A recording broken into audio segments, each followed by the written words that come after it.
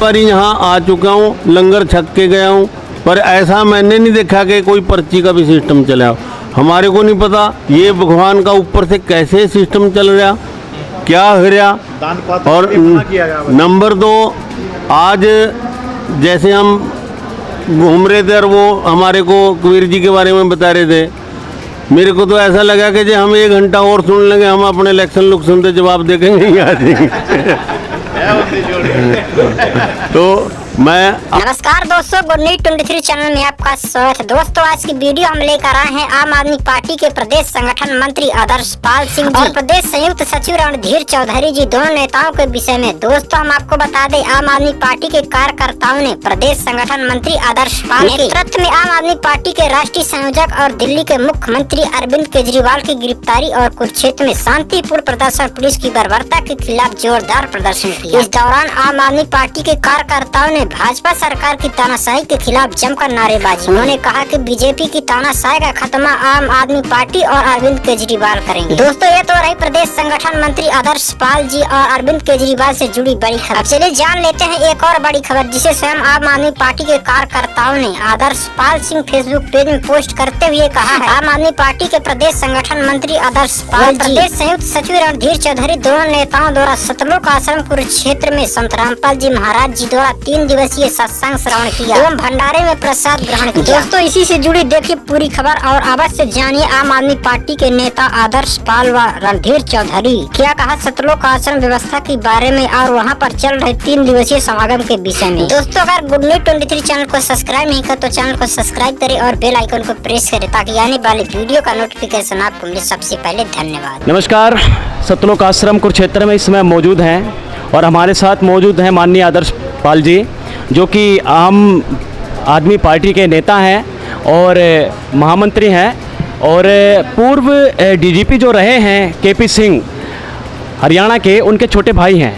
और साथ में आम आदमी पार्टी के एक और नेतागण हमारे साथ मौजूद हैं, जो कि रणधीर चौधरी जी मौजूद हैं। तो आइए इनसे इनके विचार जानते हैं आज कि सतलोक आश्रम में इनका आज आना हुआ। जैसा कि संत रामपाल जी महाराज जी के शिष्य जगह जगह जाके निमंत्रण पत्र दे रहे हैं, तो इन्होंने भी निमंत्रण पत्र स्वीकार किया और आज पधारे।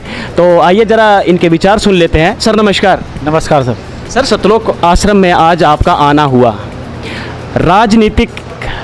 थोड़ा राजनीति से हटके बात कर लेते हैं अध्यात्म की। तो यहाँ कैसी अध्यात्म की अनुभूति हुई अंदर आकर के? मैं आपको बताऊंगा, जब परसों मेरे क्षेत्र से रविंद्र कुमार उनके साथी शाम को कार्ड लेके आए और मैंने बाबा जी के जो विचार थे उसके बारे में सुना।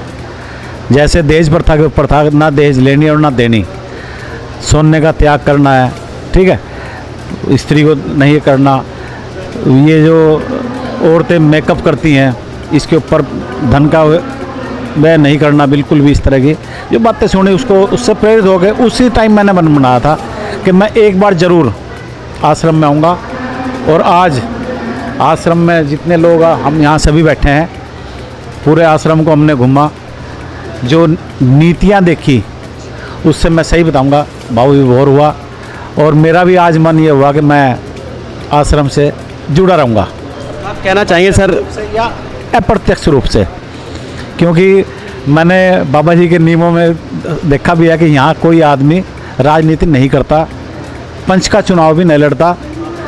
अगर ऐसा परमात्मा का कोई आदेश हुआ शायद मैं छोड़ भी दूँ, लेकिन अभी 24 में मैं कोशिश करूँगा। 24 में तो मैं एक बार इस राजनीति को भी देखेंगे, इस राजनीति के अंदर भी क्या हम नए लोग हैं अभी थोड़े से। सर जब आप अंदर आए हैं, प्रदर्शनी में भी यहाँ के जो मैनेजमेंट टीम है आपको लेकर गई प्रदर्शनी के अंदर, तो कैसा नज़ारा देखने को मिला प्रदर्शनी में? आप गरीबदास जी के बारे में एक एक चीज़ जाके जब हमें पुरुषोत्तम दास जी ने बताई, मैं सही बताऊंगा, मेरा मन यही था कि अभी और देखें, अभी और सुने उनके बारे में और जाने। जो आपका पुस्तकों का संग्रहालय देखा, उसके अंदर बहुत कुछ ऐसी चीज़ें थी जो मैं कहूँगा वो भूली नहीं जा सकती।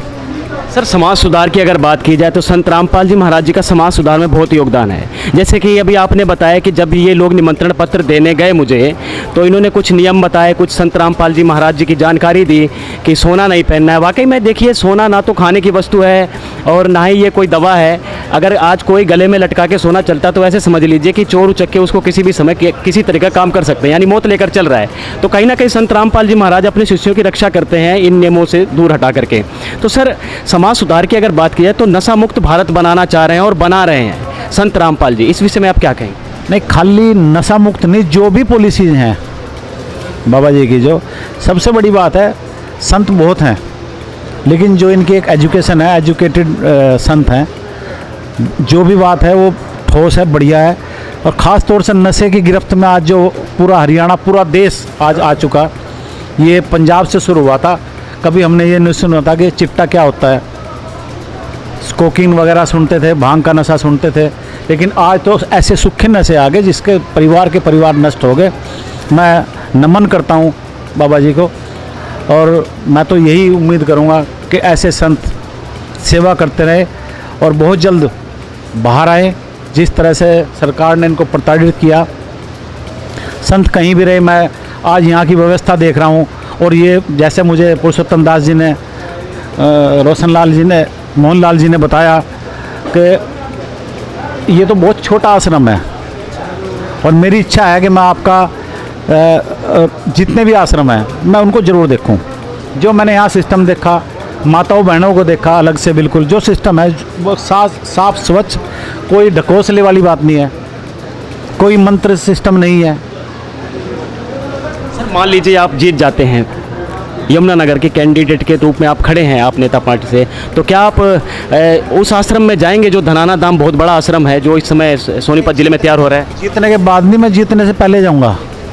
मेरा आज मैं सही बता रहा हूँ, मैं वैसे एक नास्तिक टाइप आदमी हूँ, मैं कभी पूजा पाठ में विश्वास नहीं करता, सिर्फ कर्म में विश्वास करने वाला आदमी हूँ, काम में विश्वास करता हूँ।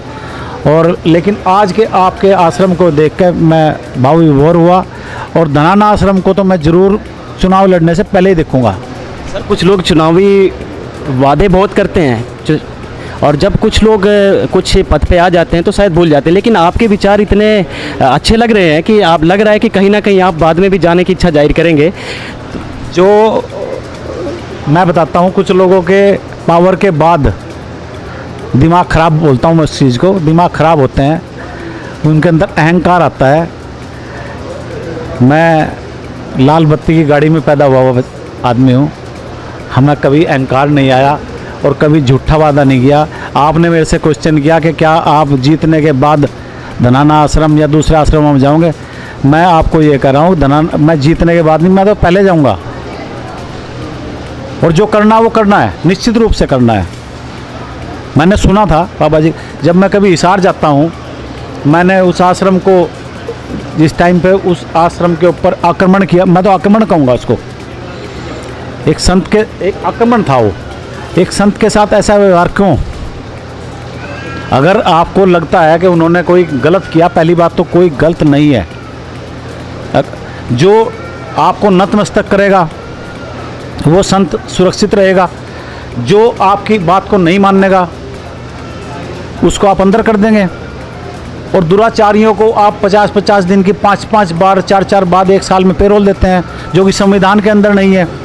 तो ऐसे दुराचारी लोग, मैं कोई भी सरकार हो चाहे कुछ भी हो, मैं भी अगर कोई दुराचार करूंगा तो उसका कहीं ना कहीं मुझे भोगना पड़ेगा। बहुत बहुत धन्यवाद सर। अब रणधीर चौधरी जी से थोड़ी सी बात कर लेते हैं। तो माननीय रणधीर जी, जैसा कि आज आप आए हैं नेताजी के साथ सतलोक आश्रम में, तो यहाँ की व्यवस्था के बारे में पूछना चाहेंगे, कैसी व्यवस्था लगी आपको? क्योंकि यहाँ पर जो पुलिस प्रशासन, जहाँ पर पब्लिक प्लेस होता है, बहुत सारी भीड़ होती है, तो कहीं ना कहीं पुलिस का इंतजाम करना पड़ता है और एसपी डीएसपी साहब से परमिशन लेनी पड़ती है कि हम यहाँ पर जो है इतनी सारी पब्लिक इकट्ठी कर रहे हैं तो थोड़ा हमारा ध्यान रखना। लेकिन यहाँ पर अनुशासन जो देखने को मिलता है, इस विषय में आप क्या कहना चाहेंगे, कैसी व्यवस्था लगी? मेरा ये चौथा 5वां चक्कर है और मैं हर बार यही बात करता हूँ कि इतनी पब्लिक तो पुलिस पे भी काबू नहीं आती और यहाँ से किसी को कहना भी नहीं पड़ता। ना लंगर में देखो, लंगर में व्यवस्था ठीक, बाहर देखो, बाहर व्यवस्था ठीक, कहीं भी ऐसा कोई नेगेटिव पॉइंट नहीं देखा।